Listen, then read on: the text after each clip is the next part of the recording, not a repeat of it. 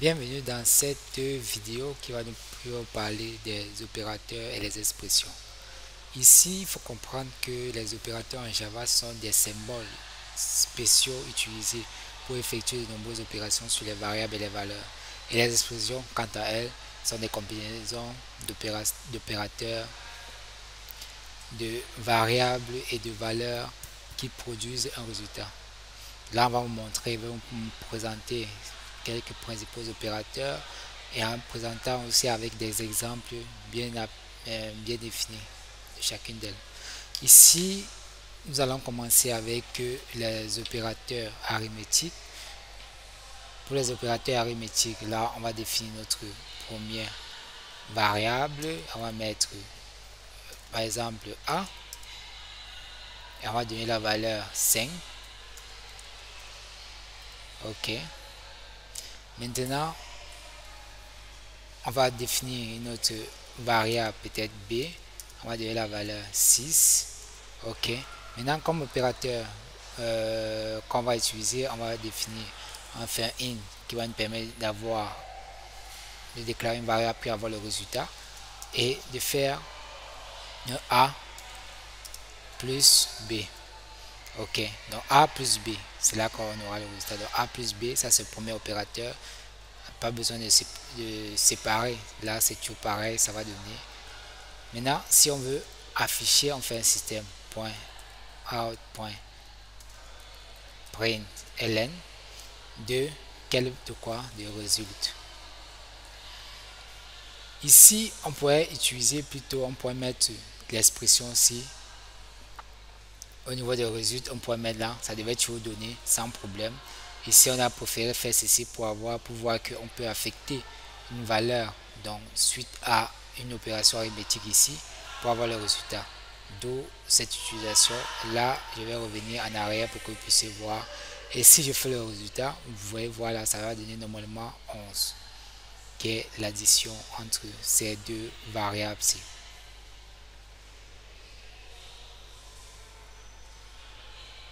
OK. Maintenant, ça c'est pour l'opération arithmétique, principalement pour l'addition. Ici, si on veut faire la soustraction, on va juste à faire ici. Ici, ça va devenir un chiffre négatif. Moi, je ne veux pas de chiffre négatif. Je fais plutôt... Bon, je vais mettre A moins B. Et ici, je mets que c'est égal à 50. Et là, je lance. Ici, si vous voulez savoir comment réussir, vous faites un CTRL S. Donc, CTRL plus S. Donc, là, mettez la touche CTRL plus S pour enregistrer haut. Lorsque vous exécutez, ça enregistre automatiquement pour pouvoir afficher le résultat. Là, on voit que ça fait 50 moins 6, ce qui fait 44. Vous voyez, nous avons notre première valeur, c'est 44. Ça, il s'agissait de la soustraction. Maintenant, en ce qui concerne, on va partir maintenant en ce qui concerne la multiplication. Ici, on va faire, ce serait plutôt étoile. Et on va remettre 5. Et on relance notre application, notre programme. Et on pouvait essayer de relancer à ce niveau-ci, mais comme là on relance ici, et là on voit que ça nous donne 30. OK. Donc ici nous avons fait la multiplication 5 fois 6, 30. Là on a fait l'opération arithmétique multiplication, c'est bon. Maintenant ici on va faire plutôt pour la division, on va faire ceci. La division c'est ici. Là je pourrais me lancer à ce niveau-ci. Je fais run. Vous voyez, ça va lancer le run de ceci. C'est toujours la même chose. Donc là, on va voir que ça va donner 4. Vous voyez bien. Maintenant, si c'est une valeur, ça va donner une valeur négative avec des virgules, on va faire un exemple avec 7 et vous allez voir le résultat. Vous allez voir le résultat.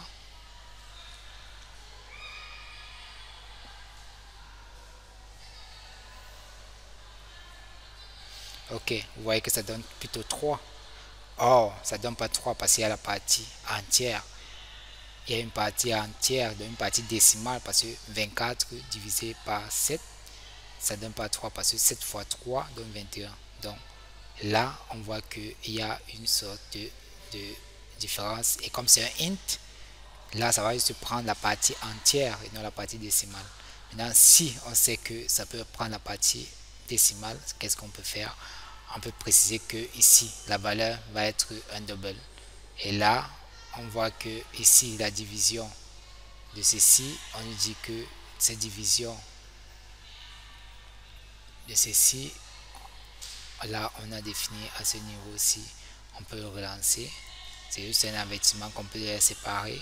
Et là, on fait un run.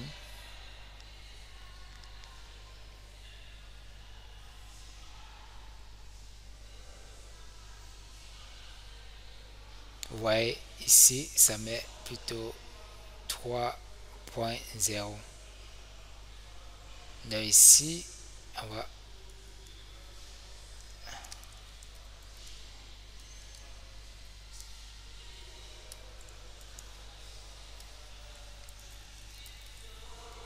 va faire ainsi.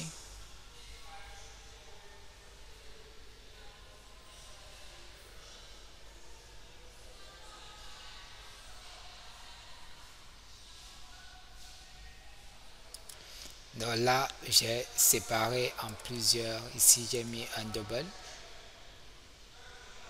J'ai mis un résultat pour me faire ici. Et j'ai fait un cast pour avoir le résultat final ici avec des chiffres. Donc, comme vous pouvez le voir à ce niveau-ci. Pour que on puisse, ça peut venir ici, mais pour que ça ne met pas forme d'entier. Donc, c'est cela comme on pourrait le voir à ce niveau-ci. Ok. Maintenant, on va voir en ce qui concerne la partie sur le... On va continuer avec notre modulo. Ici, modulo serait ainsi. Là, on va remettre int. On va mettre égalité, mais ici, on va mettre pourcentage. En mettant pourcentage, c'est pour dire que ça va faire le modulo. La barre, le slash, ça va mettre, c'est pour dire la division. Ceci, pourcentage, c'est pour mettre, c'est pour faire le modulo. Le modulo, ça va avoir le reste. Maintenant, ici, on dit que le reste, c'est 3, parce que 7 fois 3 d'abord, parce que 7 fois 3, 21, plus 3, ça fait 24. Comme on avait vu avec les parties entières, parce qu'en faisant un int, on divise, ça va donner juste 3. Si c'était alors 22,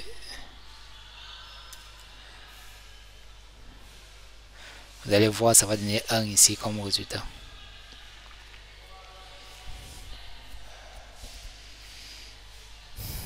Ok, là, ça va donner 1 ici comme résultat.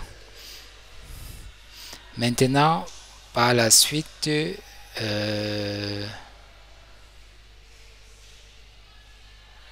on va continuer avec les opérateurs d'assignation. Dans les opérateurs d'assignation, on a vu le premier, c'est juste l'égalité. On va continuer avec le second, qui est l'addition plus et assignation. Maintenant, pour l'addition plus assignation, qu'est-ce que ça veut dire? Ça veut dire que si j'ai déclaré ma variable A, par exemple, comme on peut le voir ici, et que je veux avoir le résultat, je peux faire la variable d'assignation, qui est ceci, égalité, et après on met 2. Qu'est-ce que cela veut dire? Ça veut dire que cette variable d'assignation, c'est pour dire que le A-ci, qui a la valeur 22, va être additionné avec le 2-ci, pour donner notre véritable, qui va donner maintenant 24. Là, on peut exécuter.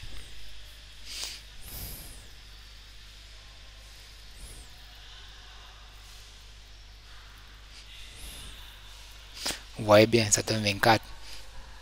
Cette interprétation-ci, c'était comme si on faisait A est égal à A plus 2 et on a le résultat. Donc, c'est la même chose que ceci. Comme si on disait A qui est 22 plus 2. Et là, c'est une variable, c'est une opération d'assignation. Et d'assignation et d'addition. Maintenant, l'opération d'assignation et de soustraction. C'est ceci, c'est tout pareil. Là, ça va faire plutôt la soustraction. C'est tout égal à A est égal à A moins 2. Là, on va voir que ça va donner 20. Ok. Il y a l'opérateur de multiplication et d'assignation. Multiplication d'assignation, c'est étoile, comme on peut le voir ici. Donc, fois 2, on va voir que c'est A fois 2. Donc, qui donne 44.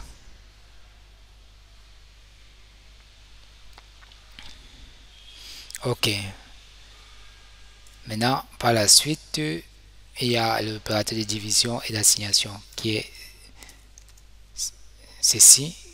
C'est ça qui va donner 11.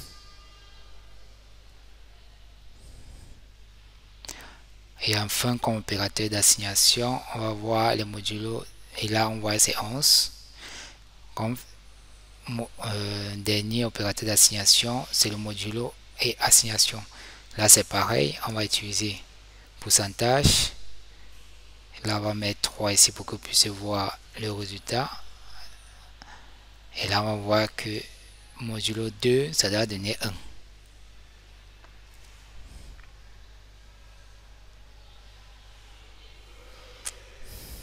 Ok, vous voyez, ça donne 1. Maintenant, on va passer maintenant par les opérateurs de comparaison. Ici, on va voir les opérateurs de comparaison. Là, on va mettre, on va déclarer notre variable B, par exemple, qui est 43, par exemple. Et ici, A est égal, comme opérateur d'assignation, vous allez voir, on va faire. Donc, là, ce serait pour l'égalité. Là, on va voir pour l'égalité.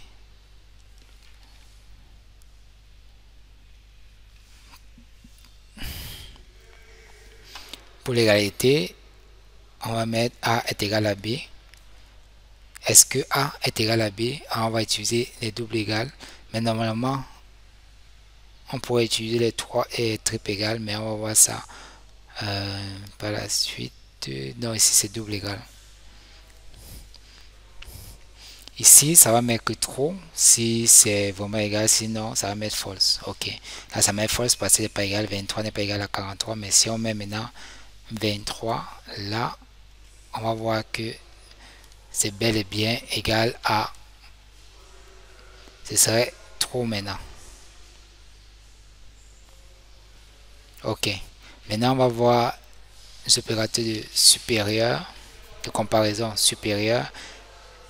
Ok, donc ici je vais mettre 7. Est-ce que ceci A est supérieur à B? On va vérifier.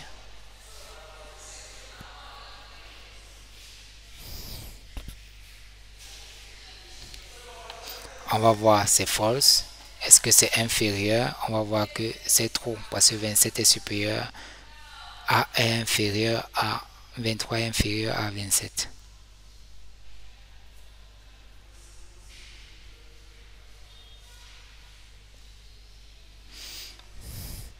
Là, on voit que c'est trop. Maintenant, on va voir, est-ce qu'il y a une différence entre, on va voir la différence entre les deux. Est-ce que c'est différent? Si c'est différent, ça va mettre trop.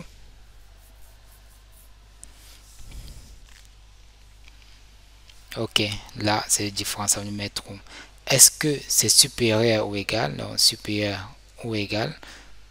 Là, supérieur ou égal.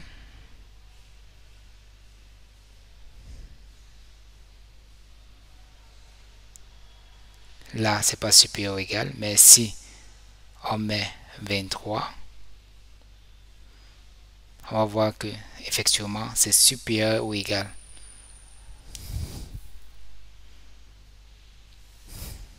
Ok.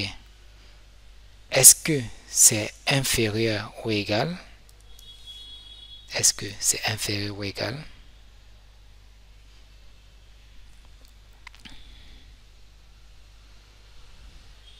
On va voir que c'est trop. même si on remet 7 qui était ici, on va voir réellement que c'est true, c'est toujours true. Parce que A est inférieur ou égal. Ok. Maintenant, on va voir les opérateurs logiques. Maintenant, les opérateurs logiques, ici, on va voir les comparaisons. On va voir les opérateurs logiques. Est-ce que A est ceci? Donc, est-ce que ceci est trop? Là, on va prendre pour le cas des booléens, par exemple. On va mettre trop ici. Booléen. On va mettre false. Ok.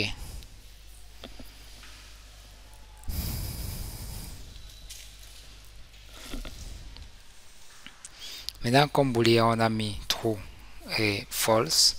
Donc ici, qu'est-ce qu'on va faire? On va mettre et.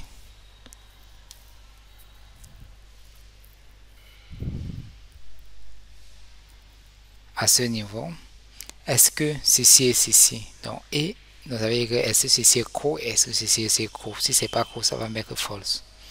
Donc pour notre cas, comme ceci est true et ceci est false, ça ne respecte pas parce que ça doit être true et true. Mais false, false.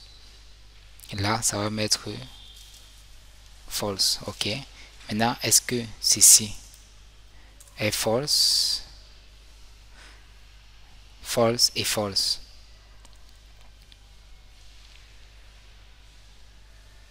Là, on met que c'est false parce que ici, on s'attend que c'est est-ce que ceci est true? Est-ce que ceci est vrai? Est-ce que ceci est vrai? Ok. Maintenant, donc, on considère ici que il doit avoir l'un des éléments qui doit être vrai. On pouvait mettre encore un autre booléen ici qui est C et on met ici true. Est-ce que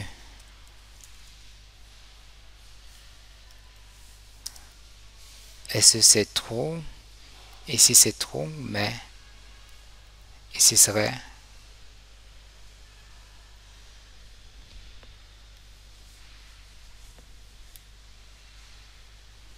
false. Ok. Maintenant, si on met ici true,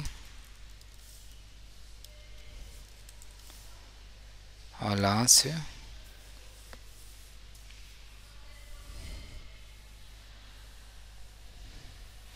Ok, là c'est true. Là on voit réellement bien que nous avons ici true. Ok, parce que toutes les conditions sont vraies. Maintenant, on va passer, ça c'est l'opérateur logique AND.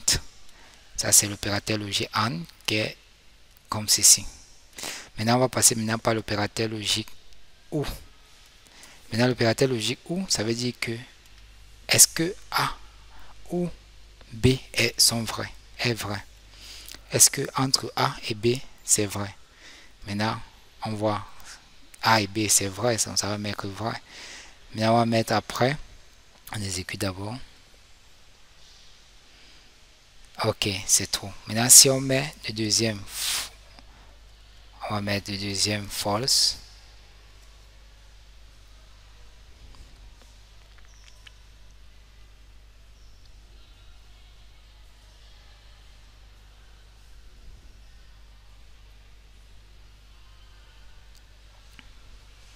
Là, on voit que effectivement c'est court. Donc, l'une des conditions soit est vrai. Maintenant, si on met ici false, là, on va voir que ce n'est plus respecté.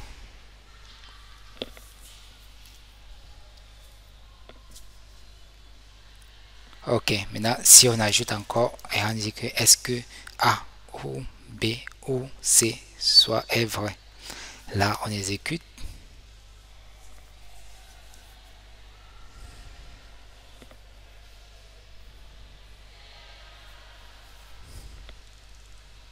Là, on voit bien que ça nous dit vrai parce que le dernier est court. Ok. Là, on peut voir, on a fait certains opérateurs logiques. Maintenant, on va voir maintenant l'opérateur logique non ou non logique. Ok. Donc, pour le non logique, est-ce que Ceci, on va prendre l'exemple, est-ce que le A est non vrai? Ici, ça veut dire, est-ce que c'est non vrai? On voit bien que c'est non vrai parce que c'est false. Non vrai, là on va dire, ce serait true. On va voir le résultat. On attend. Ok, ce n'est non vrai. Maintenant, si on change ici et on met true, ça veut dire, est-ce que c'est non vrai? Là, on voit que c'est vrai, parce que true, c'est vrai. Là, on va voir que c'est plutôt false. Vous voyez bien que là, on a mis maintenant, c'est non vrai et c'est false pour notre cas-ci. Maintenant, on va continuer par la suite avec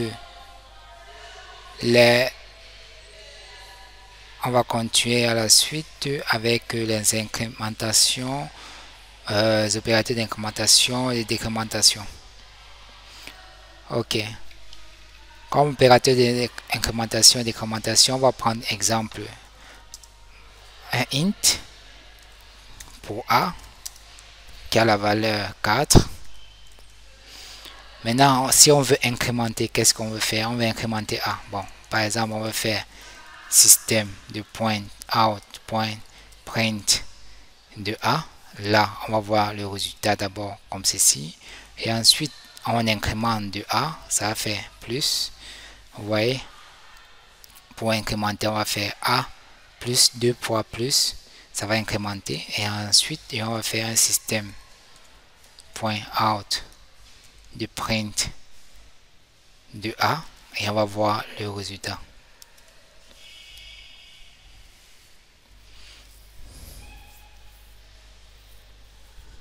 On va voir que ce serait 4 pour le premier print, 5 pour le second, parce qu'on a incrémenté. C'est la même chose pour l'incrémentation. On va voir, ce serait 4, après ce serait 3.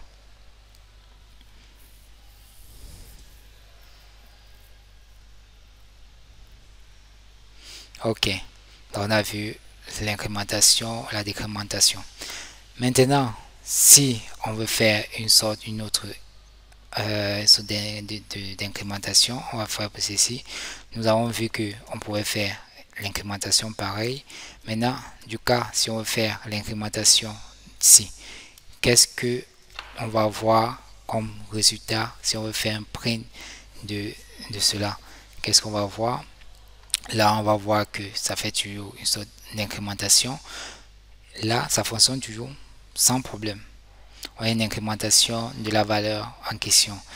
Même chose pour si on veut faire ceci, on aura une décrémentation sans problème. Mais je vais vous montrer un autre cas d'exemple dans lequel il peut y avoir une sorte de différence. Ok. Là, on voit que c'est 3 à incrémenter.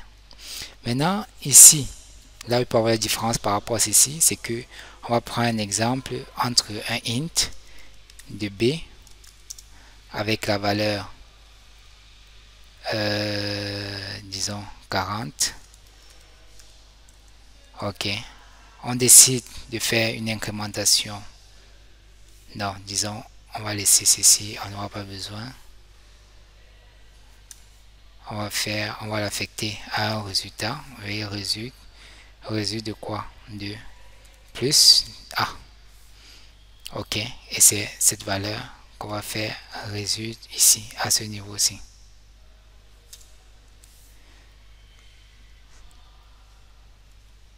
Ok, là, on va dupliquer pour avoir le résultat.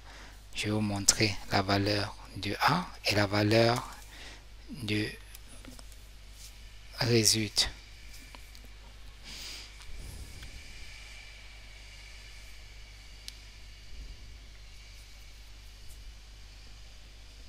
Ok, là, je vois, vous voyez, là, ça affecte une valeur. Ici, c'est toujours, ça met 5, une incrémentation. Ça affecte la valeur qui est incrémentée ici. Même chose pour ceci, même chose pour ceci, résulte. Maintenant, si je fais incrémentation pareil de ce côté-ci, qu'est-ce que ça va faire? Vous allez voir que A serait 5 et résulte serait 4. Vous voyez que à ce niveau-ci, maintenant, ça affecte d'abord la valeur de A avant maintenant de faire l'incrémentation C. Vous voyez maintenant la différence entre l'utilisation des deux possibilités que nous avons fait effectuer ici. Donc nous avons un peu fait le tour. C'est à peu près la même chose. C'est la même chose au niveau de la décrémentation avec le signe moins moins à ce niveau-ci. C'est pareil. Ok. Donc là nous avons vu un cas d'exemple de ce que nous avons avec les opérateurs en Java et les expressions aussi, que ce soit les expressions de comparaison, les expressions logiques et les expressions de manière générale. Ok, nous allons voir maintenant la suite en ce qui concerne les structures de contrôle, si, else, suite, boucle, for, white. Ok.